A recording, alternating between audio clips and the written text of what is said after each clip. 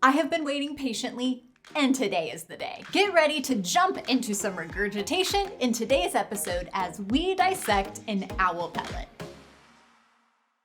So what is an owl pellet and how is it made? Let's get something clear right here in the beginning. It's not poop. So everyone can relax, take a deep breath, maybe not too close to an owl pellet. When an owl eats, prey is positioned head first in the beak. Other predators such as wolves or bobcats chew up their meals. This chewing grinds up the bones so that it can pass through the digestive tract. Since owls do not have teeth, the bones of their meals cannot be ground up and passed. Instead, they are expelled in a much more intriguing way. Once swallowed, the owl's meal passes through the esophagus and comes to rest in a glandular stomach where digestive enzymes break it down. Fleshy portions, meat, organs, and fat are passed along through the muscular stomach for digestion. The indigestible parts, the bones, claws, hair, or feathers, remain in the glandular stomach. Here, they get mashed into a slick bolus that is then regurgitated. This bolus is what we call a pellet.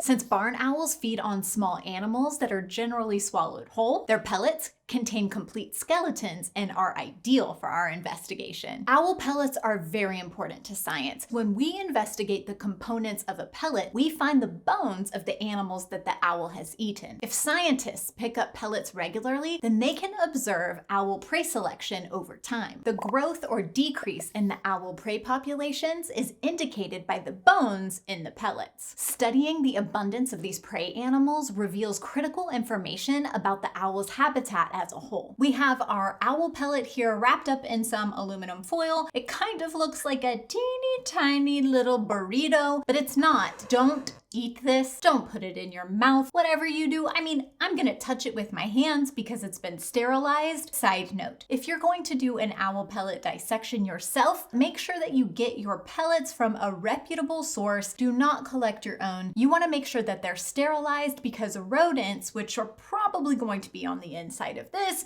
can carry a lot of diseases. Safety first. I have my dissection kit and a nice little poster that can tell us all of the bones and creatures that might be on the inside. I have no idea what's on the inside. We're gonna find out together. We're about to jump in and see what in the world is in here. Here we go.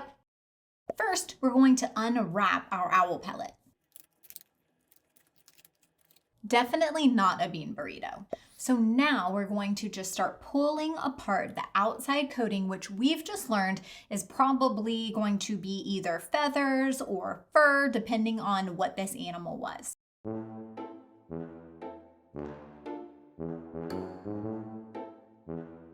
I can already tell there's some good stuff in here.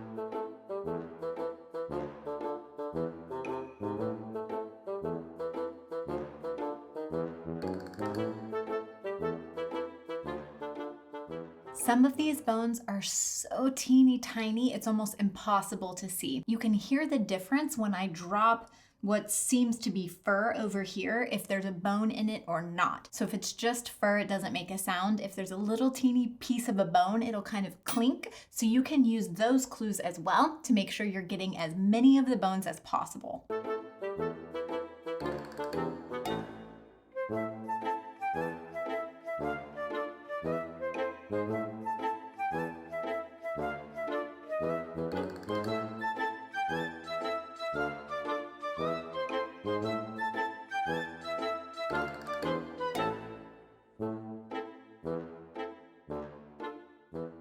This is so much fur. Inside of our pellet, there were at least 3 skulls. I need to clean up all of these bones so we can really see what we're working with because they're pretty dirty. So hang out, I'll be right back.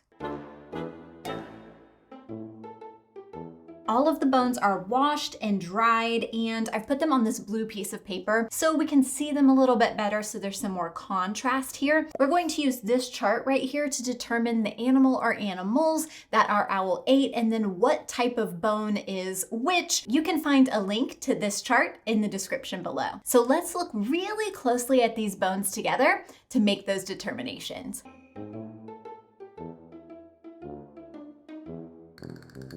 So now that we know that our owl basically ate a whole entire family of rodents or mice, let's determine how many skulls we have, how many ribs we have, and any of the other types of bones by sorting them here on our black piece of paper.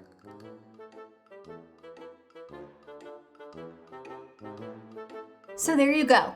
Everything that was in just one owl pellet. If you want to learn more about owls, you can check out this video next.